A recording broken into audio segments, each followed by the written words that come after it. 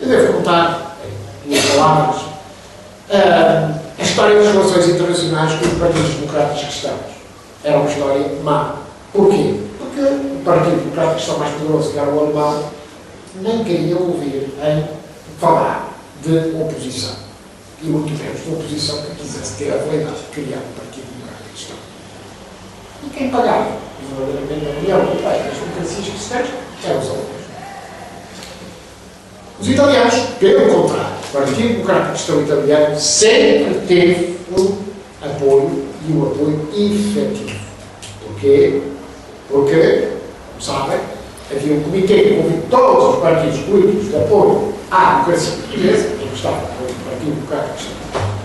A ligação, no entanto, que foi feita entre os cristãos portugueses, designadamente o grupo Tempio e o grupo italiano, era alguém que está bem vivo, é o Mário Rui. O Mário Rui tem aqui um papel absolutamente fundamental. Se nós formos ver em várias circunstâncias, não é? O Mário Rui é que abre a porta para a democracia cristã italiana, que, diga-se em boa verdade, sempre esteve solidária com a causa portuguesa, portanto, com os gestos concretos, ao contrário dos outros que processos, aliás, os grandes gestos solidários razões.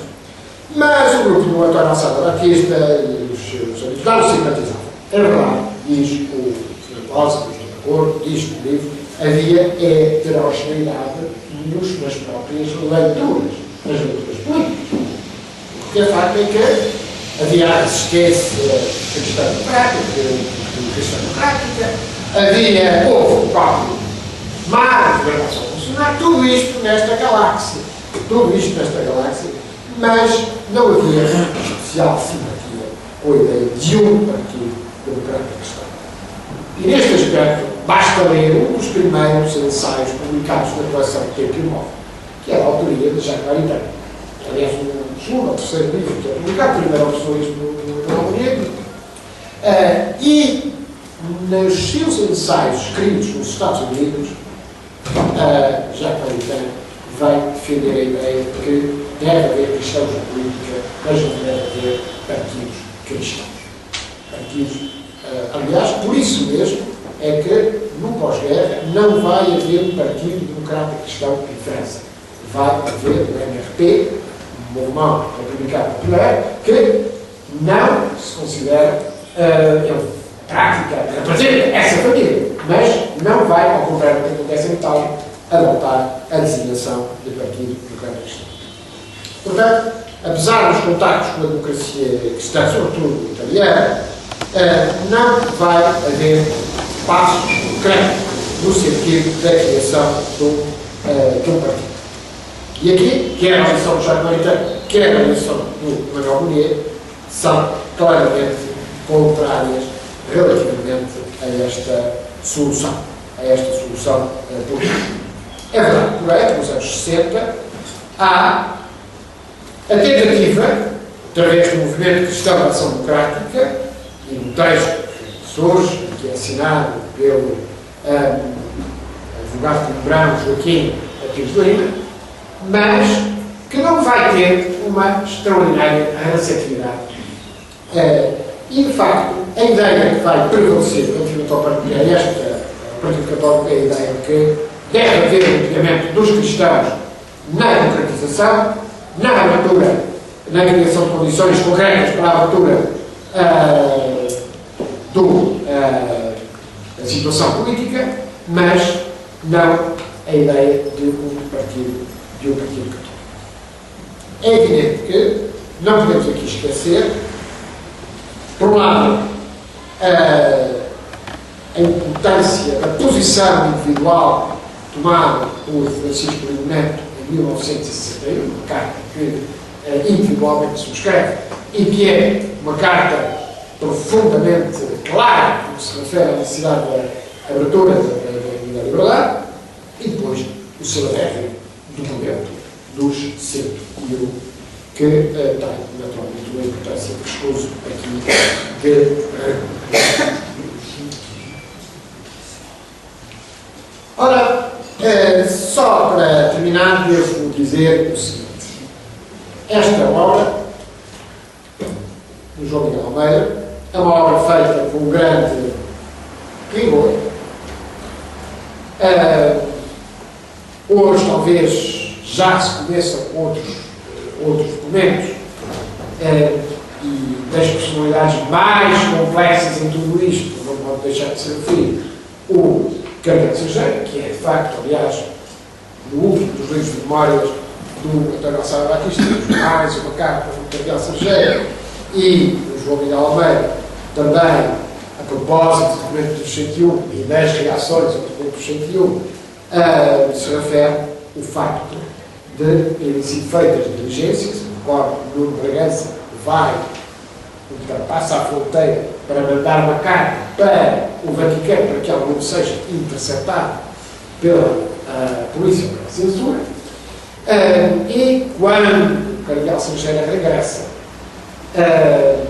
António Gonçalves Batista vai recebê-lo e justamente de forma cúmplice dá a entender o Cardeal Sergeira que ele não interveio propositadamente, não estirou o tapete. Não estirou o tapete. E ele pergunta: estão satisfeitos comigo? Ora, é de facto uma personagem complexa, aliás, se sabe, e gostaria só de salientar que todos estes pequenos pormenores, todas estas pequenas questões, vêm de facto suscitadas nesta obra. Há pistas, naturalmente, para o seu desenvolvimento, há pistas, designadamente, para a necessidade do desenvolvimento dos temas que aqui o Fernando Rosas nos referiu. Há temas, de facto, muito importantes e, naturalmente, que eu não posso esquecer desta Casa do Centro Nacional de Cultura, que, aliás, é diferenciada em várias circunstâncias, e vai ter um papel até muito mais importante do que à primeira vista se supõe, porque o João Miguel Almeida faz uma afirmação que eu concordo, quer dizer, a Praga teve um impacto muito maior do que o Centro Nacional de Cultura, mas, em permanência, o Centro Nacional de Cultura vai incluir tudo isto. Eu recordo só esta circunstância singularíssima. Onde é que era a sede da Comissão Nacional de Socorro aos Presos Políticos Portugueses? Era aqui. Eu recordo, vejo agora aqui qual é a data, o célebre episódio dos documentos congelados. Francisco Tavares conta que a PIB veio visitar aqui o Centro Nacional de Cultura, procura por um documento.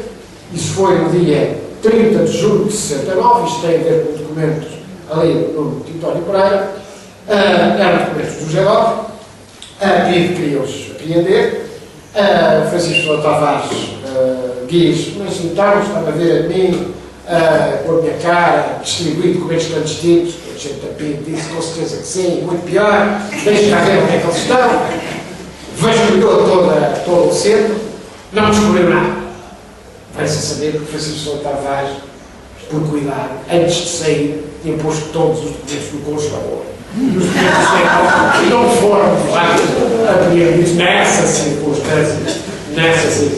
Bom, isto é só para salientar por menor, porque aqui no livro sobre Miguel Almeida até veio o dia exato, veio-me conta a história, mas eu agora cruzo com a história. No dia 30 de julho de 1969 ocorreu este episódio. Em 69. Não foi em 65, não foi em 61, não foi em 62, não é? Isto foi justamente em 60. Portanto, queria agradecer ao João Miguel Almeida e dizer que continuo, porque de facto é muito útil continuarmos a compreender o modo como a democracia e a liberdade poderão ser auxiliados pela ação, pela militância destes homens e mulheres que não podemos esquecer.